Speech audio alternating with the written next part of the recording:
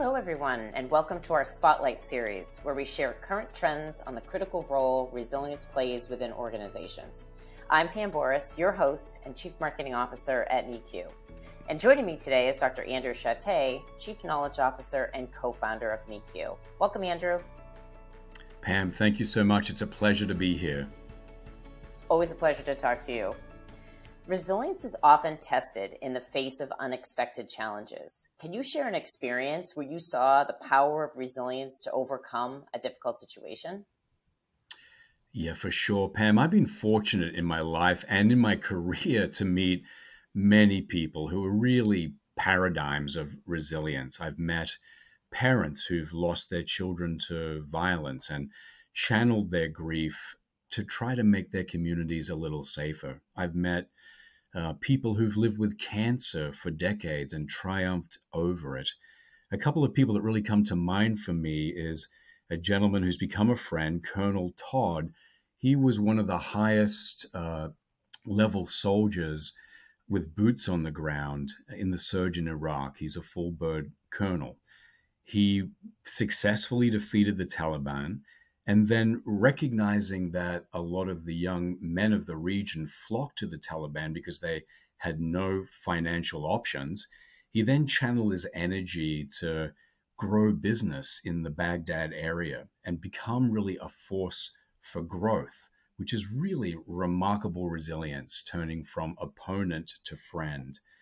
I've worked with and become friends with Tina Meyer. You may remember her. Her daughter, Megan, committed suicide at age 13 and became one of the first victims of cyberbullying. And this is back in October 2006.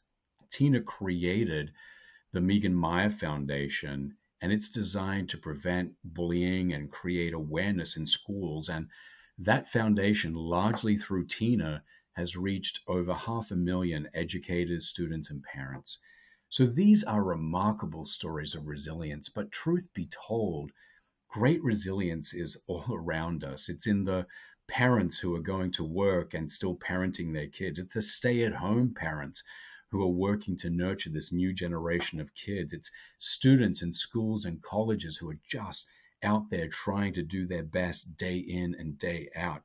And I do believe that, every developmental era that we go through has its own challenges. It might be when we're facing school, or when we're in our early to mid-teens and it's the social life or intimate relationships in significant others, and then building careers and parenting, and then ultimately illness and aging. All of these represent their own challenges. And for me, one of the wonderful things about doing what I do is that resilience is the key to meet each and every one of these great challenges. Those are some great examples of the impact that resilience can have on individuals and why the work we do is so important. And beyond the impact on the work and life of those individuals, it's also about the company too sometimes, right? And by cultivating a resilient workforce, we create a culture of adaptability, innovation, and growth. And MECU is here to partner with you to drive sustainable long-term success.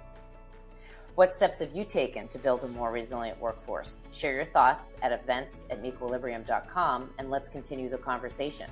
Please also visit resilience2023.com to learn about all of our upcoming programming. Thanks again for watching. We'll see you next time.